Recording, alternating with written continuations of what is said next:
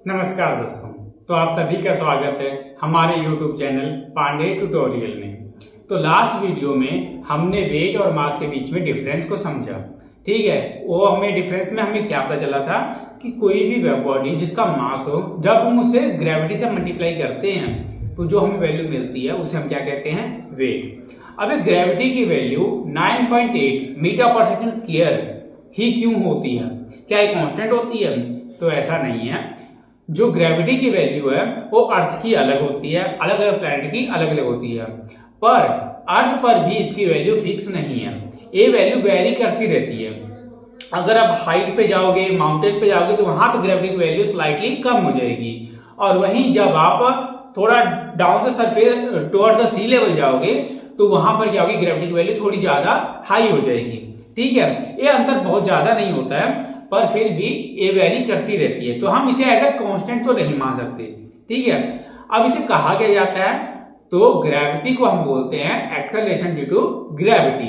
ठीक है, तो अब इसकी वैल्यू 9.8 कैसे आई है, तो चलो हम इसको कैलकुलेट करते हैं। तो एक्सेलरेशन ड्यू टू ग्रेविटी को कैलकुलेट करने के लिए हमें फोर्स की दो इक्वेशन का पता होना जरूरी है। कौन कौन सी?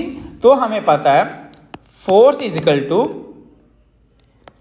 m1 m2 g m1 m2 upon r square, m1 is equal to m2। Okay, तो ये इक्वेशन क्या हो जाएगी, g m square upon r square. Okay, ये हम फर्स्ट इक्वेशन मान लेते हैं। ठीक है, अब दूसरी इक्वेशन हमें क्या पता है कि force is equal to mass into acceleration. ठीक है, ये हमारी सेकंड इक्वेशन।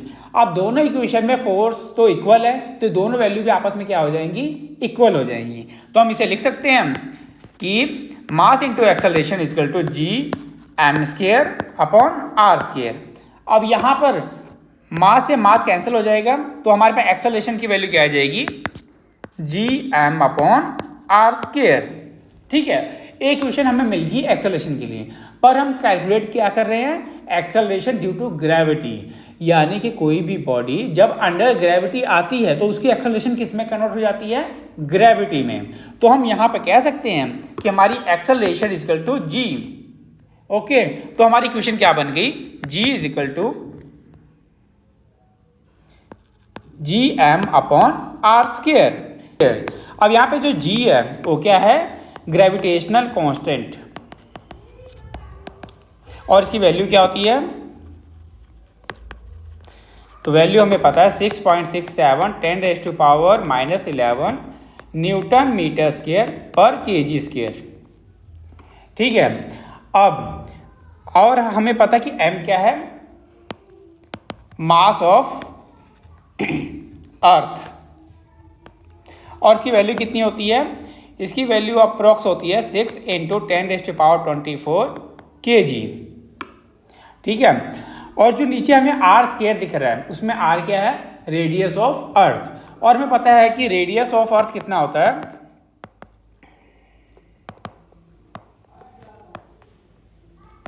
ये अप्रोक्स होता है 6400 km, किलोमीटर।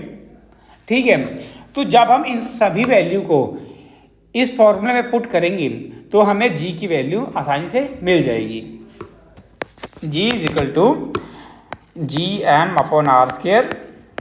जी की वैल्यू कितनी थी, 6.67 इंटू 10⁻⁻11 इंटू मास कितना था, 6 इंटू 10⁻24 डिवाइड बाय रेडियस कितना था हमारे पास, 6400 इसका हमने क्या कर दिया, स्क्वायर। अब जब हम इन सभी वैल्यू को सॉल्व करेंगे तो हमें क्या मिलेगा